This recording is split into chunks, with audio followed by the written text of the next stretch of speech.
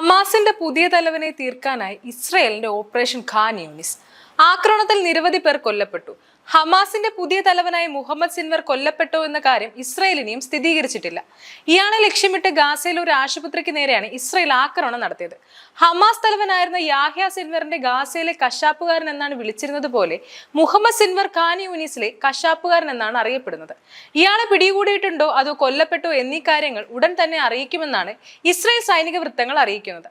തെക്കൻ ഗാസയിലെ യൂറോപ്യൻ ആശുപത്രിക്ക് നേരെയാണ് ആക്രമണം നടന്നത്. ഇസ്രയേൽ വ്യോമസേനയാണ് ഇവിടെ ആക്രമണം നടത്തിയത്. ആശുപത്രിയിലെ കമാൻഡ് ആൻഡ് കൺട്രോൾ സെന്ററിൽ നിരവധി ഹമാസ് തീവ്രവാദികളെ കണ്ടെത്തിയതായി ഇസ്രയേൽ അവകാശപ്പെട്ടു. ആക്രമണം നടന്ന സ്ഥലത്ത് നിന്ന് വൻതോതിൽ പുകപടലങ്ങൾ ഉയരുന്നത് കാണാൻ കഴിയും. എത്ര പേർ കൊല്ലപ്പെട്ടു എന്ന കാര്യം ഇപ്പോഴും വ്യക്തമല്ല.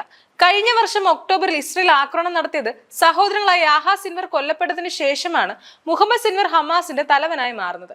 യാഹ്യ സിൻവറിന് പിന്നാലെ മുഹമ്മദ് സിൻവർ കൂടി കൊല്ലപ്പെട്ടാൽ അത് ഹമാസ് ഭീകരർക്ക് വലിയ തിരിച്ചടിയായി മാറുമെന്ന് ഉറപ്പാണ്. ഹമാസുമായി അമേരിക്ക നടത്തിയ ചർച്ചകളുടെ അടിസ്ഥാനത്തിൽ അമേരിക്കൻ പൗരത്വത്തിലെ ഇസ്രായേൽ സൈനികനായ ഏദാൻ അലക്സാണ്ടറിനെ മോചിപ്പിച്ചതിന് തൊട്ടു പിന്നാലെയാണ് ഇസ്രായേൽ ഇത്രയും ശക്തമായ തോതിലുള്ള ആക്രമണം നടത്തുന്നത്. കഴിഞ്ഞ മാർച്ച് മാസത്തിൽ ഹമാസുമായി വെടിനിർത്തലിനായുള്ള ഇസ്രായേലിന്റെ ശ്രമങ്ങൾ പരാജയപ്പെട്ടതിനെ തുടർന്ന് ട്രംപ് ഭരണകൂടം അതൃപ്തിയിലായിരുന്നു. അമേരിക്കൻ സർക്കാരിന്റെ പ്രത്യേക ദൂതനായ സ്റ്റീവ് വിറ്റ്കോഫ് തന്നെ ബന്ദികളുടെ കുടുംബാംഗങ്ങളോട് ഇസ്രായേൽ യുദ്ധം നീട്ടിക്കൊണ്ടു പോവുകയാണെന്ന് കുറ്റപ്പെടുത്തിയിരുന്നു. മുഹമ്മദ് സിൻവറും സഹോദരനായ യാഹ്യ സിൻവറിനെ പോലെ കടുംപിടുത്തക്കാരനായതുകൊണ്ട് തന്നെയാണ് സമാധാന ചർച്ചകൾ ഒത്തുതീർപ്പാകാതെ നീണ്ടുപോയത്.